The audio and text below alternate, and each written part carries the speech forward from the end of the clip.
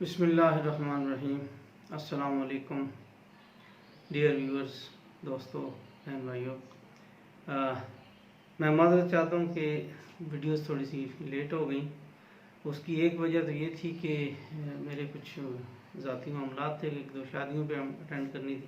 اور وہ out of city تھی۔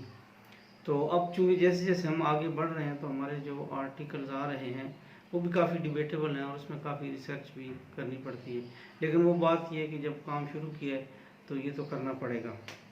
تو انشاءاللہ العظیم آئندہ ایسا ڈیلے میری طرف سے نہیں ہوگا۔ تو چلتے ہیں جناب آرٹیکل 4 کی طرف۔ آرٹیکل 3 ہم نے ڈسکس کر لیا تھا۔ آرٹیکل 4 کا جناب ہیڈنگ ہے right of individual to be dealt with in accordance with law et cetera, اور اس کے جو وہ ہیں جو نارمل پروویژنز ہیں وہ کہتی ہیں، پیرا 1 کہتا ہے to enjoy the protection of law and to be treated in accordance with law is the inalienable right of every citizen۔ Self explanatory ہے کہ قانون کی پروٹیکشن کوئی بندہ، ہر شہری کو حاصل ہے، wherever he may be and of every other person، یعنی وہ جہاں پر بھی ہو اور ہر وہ بندہ every other person for the time being within Pakistan, اور ہر وہ بندہ جو فارن نیشنل ہے اور پاکستان میں ہے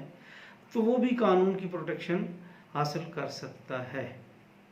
ان پرٹیکولر یعنی پرٹیکولرلی آگے پیرا 2 میں کہ no action detrimental to the life, liberty, body, reputation اور property of any person shall be taken except in accordance with law, یعنی کسی بھی بندے کی زندگی کو کوئی تھریٹ نہیں ہوگا، اس کی آزادی کو کوئی تھریٹ نہیں ہوگا، اس کے جسم کو کوئی تھریٹ نہیں ہوگا، اور اس کی ریپوٹیشن اور اس کی پراپرٹی کبھی انڈینجر نہیں ہوگی، ماسو اس کے کہ اگر قانون اس کا تقاضا کرے۔ تو یہ ہمارے آئین میں یہ پروویژن دی ہوئی ہے کہ ہر شہری کو بھی ایکول پروٹیکشن آف لا حاصل ہوگی اور وہ لا سے ایکولی ڈیل کیا جائے گا، اور وہ غیر ملکی جو یہاں ہیں جب تو پاکستان میں ہیں ان کے ساتھ بھی ایسے ہی سلوک ہوگا۔ آگے اس کا پیرا بی ہے 2 کا، no person shall be prevented from or to be hindered in doing that which is not prohibited by law، یعنی ہر وہ بندہ ہر وہ کام کر سکتا ہے جو قانوناً اس کا کرنا جرم نہیں ہے یا قانوناً اس کو کرنا منع نہیں ہے، تو وہ کام کر سکتا ہے۔ سی آگے جناب 2 کا وہ ہے no person shall be compelled to do that which the law does not require him to do، آپ کسی کو کوئی کام کرنے پہ مجبور نہیں کر سکتے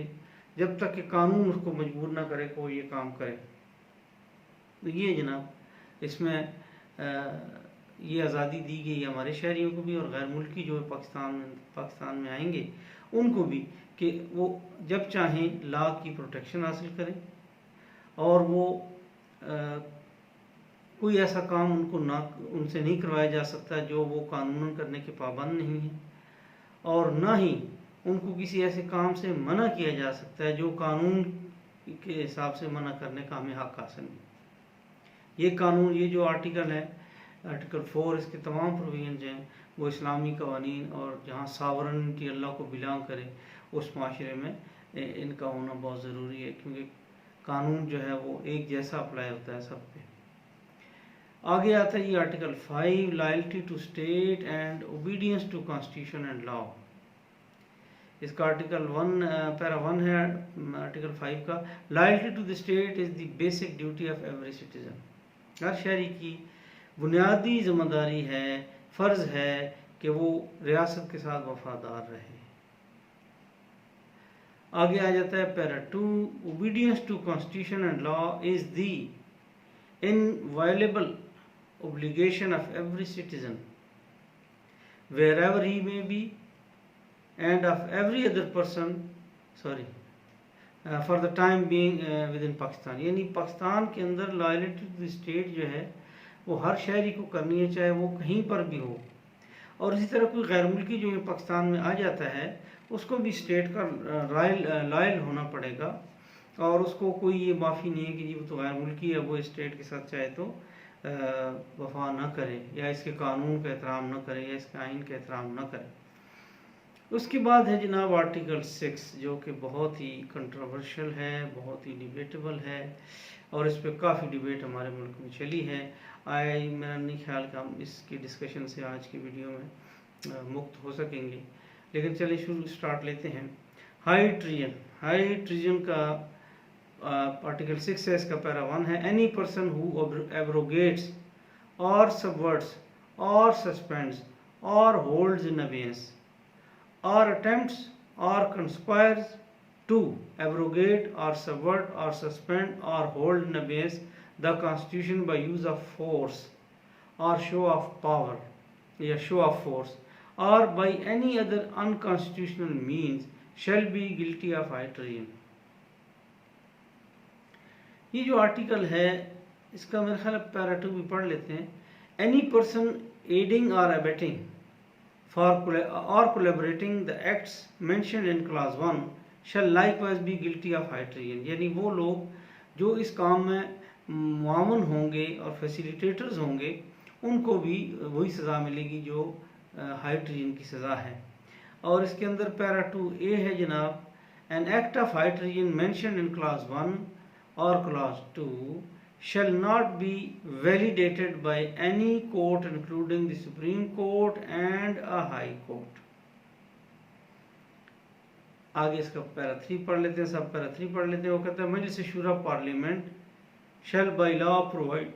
for the punishment of persons found guilty of high treason۔ لو جناب یہ ہے سب سے ڈیبیٹیبل چیز۔ اب پہلی بات تو آ جاتے ہیں کہ یہ جو آرٹیکل 6 تھا یہ ڈالا گیا 1973 کے کانسٹیٹیوشن میں، 1956 کے کانسٹیٹیوشن میں اور 1962 کے کانسٹیٹیوشن میں یہ نہیں تھا۔ آبویسلی ایک مارشل لا یعنی ایوب خان صاحب کو مارشل لا ہم بھگت چکے تھے، اس کے بعد صدر یحییٰ خان کا جو مارشل لا تھا، جو انفیکٹ ان دونوں مارشل لاؤں کو ہم، میرے حساب سے میری اپنی رائے ہے یہ کہ ہم ان کو کو نہیں کہہ سکتے۔ یعنی کہ صدر پاکستان جس کو کہ ہیڈ آف دی اسٹیٹ مانا گیا 1958 میں سوری، جب اس آئین کو اس نے خود، صدر پاکستان نے خود آئین کو سسپینڈ کیا، اور صدر ایوب خان کو، یعنی اس وقت جو ملٹری وہ تھے چیف آف آرمی اسٹاف، ان کو خود کہا کہ جی آپ ٹیک اوور کر لیں، کیونکہ ملک کو آئین کے تحت چلانا ناممکن ہو گیا، کیونکہ پے در پے اتنے وزیر اعظم چینج ہو رہے تھے، ایک دن کے لیے، 2 مہینے کے لیے، 6 مہینے کے لیے، 9 مہینے کے لیے وزیر اعظم آئے۔ تو انہوں نے یہ ثابت کیا کہ یہ جو آئین ہے یہ قابل عمل نہیں ہے اور نہ ہی یہ اس کے اوپر ملک چلایا جا سکتا ہے۔ تو اس کا حل انہوں نے خود یہ ڈھونڈا کہ انہوں نے کہا، خود اپنے صدارتی آرڈیننس کے صدارتی آرڈر کے تحت انہوں نے اس کو حکم دیا کہ یو ٹیک اوور۔ اب جب انہوں نے ٹیک اوور کر لیا تو کیا ہم اس کو کہیں گے کہ یہ اس کے کوئی قصور تھا؟ ہرگز نہیں، یہ صدر کا اپنا ایک ثوابدیدی اختیار تھا، اختیار تو ان کو نہیں تھا، لیکن انہوں نے یہ معیار خود سے اڈاپٹ کی۔ اب اس کے بعد کیا ہوتا ہے، صدر ایوب جب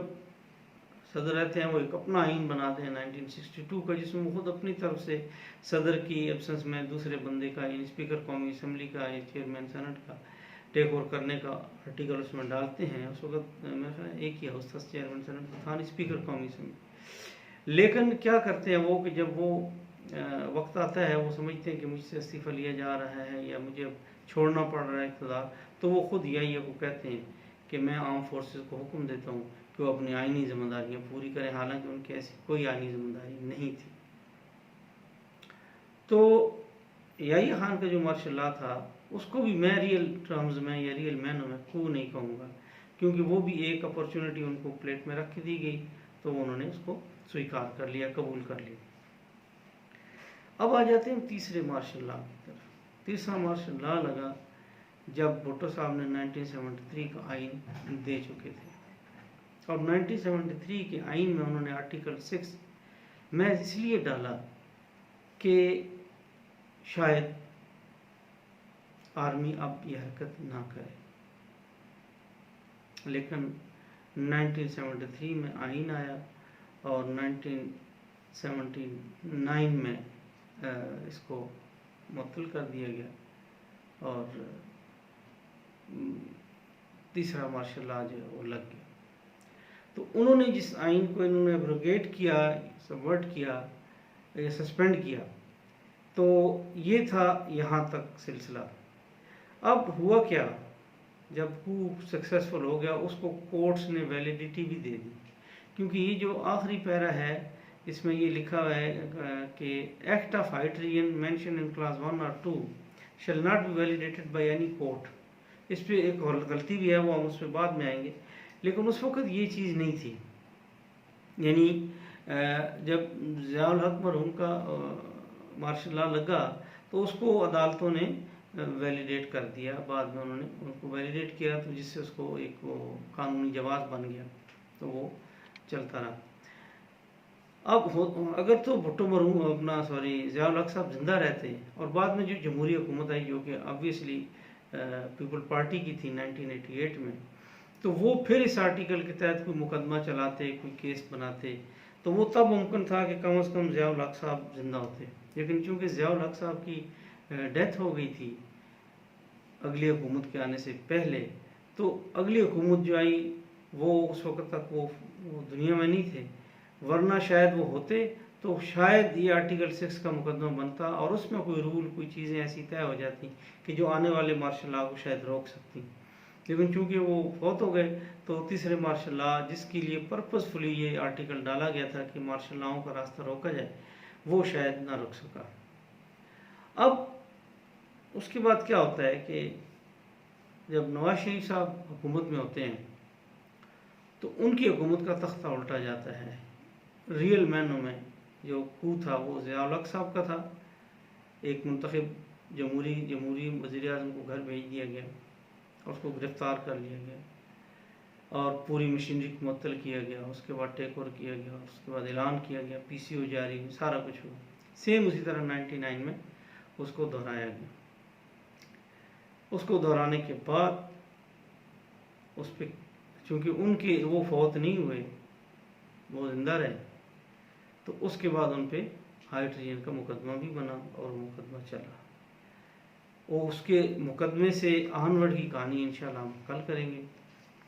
آج اتنا ہی کافی ہے، میں اجازت چاہوں گا۔ آپ کو بہت بہت شکریہ، بہت بہت شکریہ، اور جاتے وقت پھر ریکویسٹ کر دوں کائنڈلی میرا چینل سبسکرائب کر لیں۔ انشاءاللہ العظیم اس میں بہت کچھ ہم سیکھیں گے، میں آپ سے، آپ مجھ سے، انشاءاللہ العظیم۔ السلام علیکم ورحمۃ اللہ وبرکاتہ۔